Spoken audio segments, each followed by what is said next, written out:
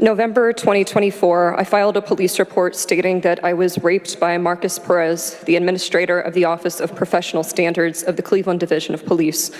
A 2-hour explainer video on YouTube called My Case and Cleveland's Oversight System will be available after the meeting. The Attorney General did not interview any witnesses, including Perez's sister, Cleveland Police Sergeant Detective Adana Perez of the Domestic Violence Unit, who was purportedly in their apartment during the rape. She refused to be interviewed. In August, a Cuyahoga County prosecutor declined my case, even while telling me they believed I said no. Marcus Perez is no longer in Cleveland. The timing of his departure and his investigations into the mayor raise obvious questions.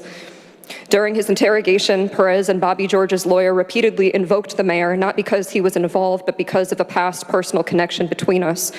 That strategy pulled a political dimension into the case, which raises its own questions about why the case was buried. Let's talk about a trauma response called fawning. When you realize escape is impossible, your mind contorts reality to survive. You jump ship and board your attackers.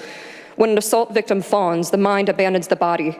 When public officials fawn, when they cling to power by aligning with the forces harming the public, the bodies they betray are ours. Cleveland is living that trauma dynamic out before our eyes and inside of our lives. In parallel, we hear senior Trump advisor Corey Lewandowski say to the nation, "We want every sanctuary city to understand we can touch people any place, any time." When asked if he considers himself part of the resistance to Trump, Mayor Bibb says Clevelanders are tired of the resistance.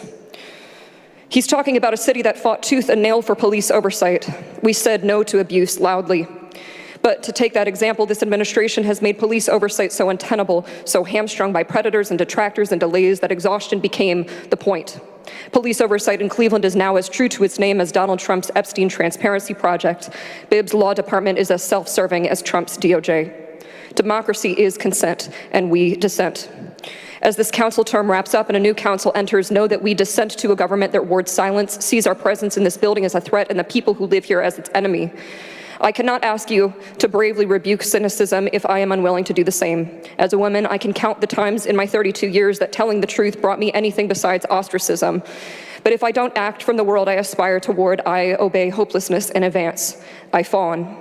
In one lifetime, we will each be victims, survivors, heroes, and perpetrators many times over. Today, we get the me whose truth is bigger than my fear, who isn't giving up under duress, isn't obeying in advance, during, or after. This is me holding up my end of the social contract no matter who is on the other side. The full video is available after the meeting. Thank you. Thank you.